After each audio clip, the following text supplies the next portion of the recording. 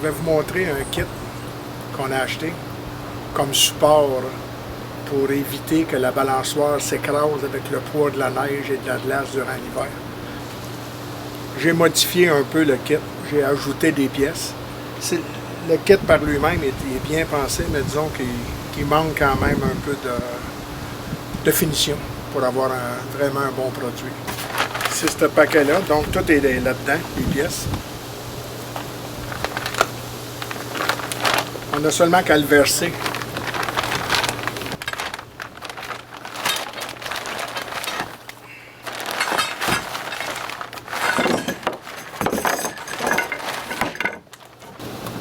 Le kit, ce qu'il comprenait, lorsqu'on l'achète, un côté droit, un côté gauche, les poteaux qui supportent le tout. Il y a ces deux supports-là avec des noix et les supports qui vont au plancher. Moi, j'ai ajouté des pièces.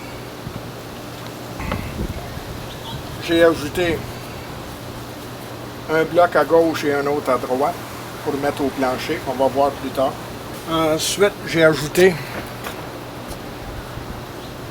un poteau transversal qui va aller s'appuyer contre la table avec deux pièces de bois pour se guider qui empêchent les supports d'aller de gauche à droite. Ces deux pièces qu'on voit ici sont appuyées chaque côté de la table en bois pour ne pas graffiner la table.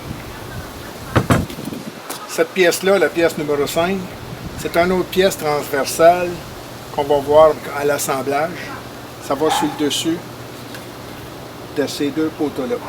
Et pour finir, il y a ces blocs-là, ces deux blocs qui vont au toit, complètement contre le toit à l'intérieur, pour supporter avec la même angle que le toit, pour empêcher de casser au centre, comme l'année passée. Donc, on va aller assembler le tout. Les premières pièces à assembler. Le droit numéro 1. On voit qu'il y a une coche, ça va à l'intérieur. Comme ceci. On met l'autre de gauche de la même façon. Et les pièces ici vont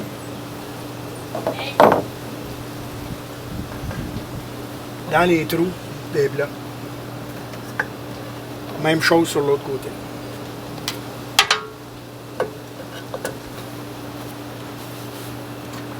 Ensuite, on passe au poteau vertical. Vous allez remarquer qu'il y a des couleurs rouge et bleu. C'est pour identifier le côté droit, c'est en bleu, et le côté gauche, c'est en rouge. Mais à noter que même si on met un gauche à droite, ça va marcher quand même. Donc, on passe à l'étape suivante, les poteaux verticales que j'ai nommé 3. Il y a le 3 rouge et le 3 bleu. Mais comme je dis, il n'y a pas d'importance quel bord on les met quand même. Donc, je mets le rouge ici.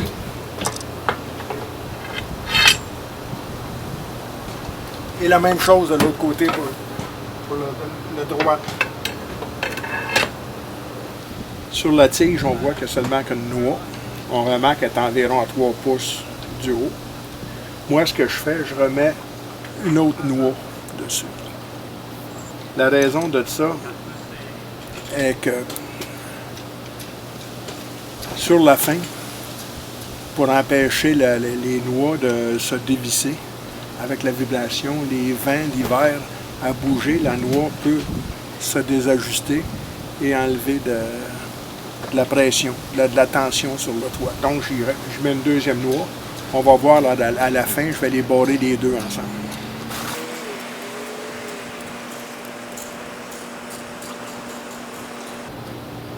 Je les serre pas ensemble, je laisse un lousse entre pour le moment. Et puis, comme je dis, on fait l'autre aussi, les deux tiges de la même façon. L'étape numéro 5, un autre transversal.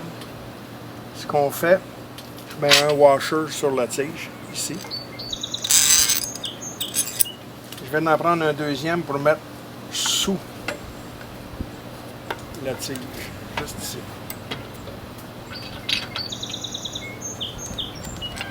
Ensuite, par l'extérieur, je vais à l'extérieur et je le mets là-dedans. Je descends la tige à sa place. Je fais la même chose pour le côté gauche. Je prends ma tige, un washer. Je prends la tige avec un washer. Je le mets là. L'autre washer, je le tiens dans mes mains. Je rentre la tige en passant par l'extérieur. Mon washer en dessous.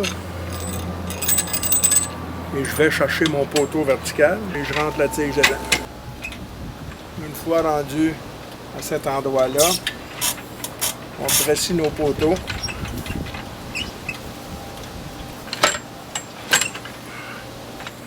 Dernière étape, on prend les blocs qui vont directement en haut. On remarque la forme, c'est la même forme que le toit. Il y a un flap qui va à l'extérieur, il y a un côté droit et un côté gauche. On les prend, on les met sur le dessus du support. Et on soulève en mettant une tension vers le haut. Et la première noix, on l'envoie jusqu'en bas. Avec, comme je dis, une tension. On fait la même chose sur le côté gauche. On prend notre bloc gauche. Le flap de bois va à l'extérieur, donc il va dans ce sens-là. On le met sur le dessus. On le centre avec une tension vers le haut. Et on visse l'écrou, la noix, jusqu'en bas. En principe, il est complété. C'est là qu'il rentre en ligne de compte les noix que j'ai ajoutées sur les tiges. Ce qu'on fait ici, on prend la noix, on l'amène sur l'autre. On sera sûr d'avoir la tension qu'on voulait, comme ça. On la descend ici. On fait la même chose sur l'autre côté. Comme ça, on sont tous les deux à côté ensemble. Ce qu'on fait maintenant, à l'aide d'une clé anglaise et une paire de vice grip ou autre, c'est du 19 mm en passant. On prend ceci, on les serre tous les deux ensemble, comme ça là. On fait la même chose sur l'autre côté.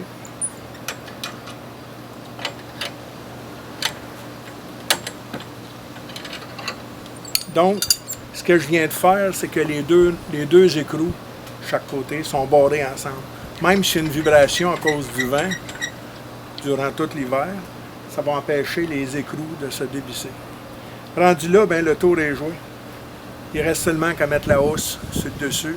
C'est ce qu'on va voir dans le prochain vidéo.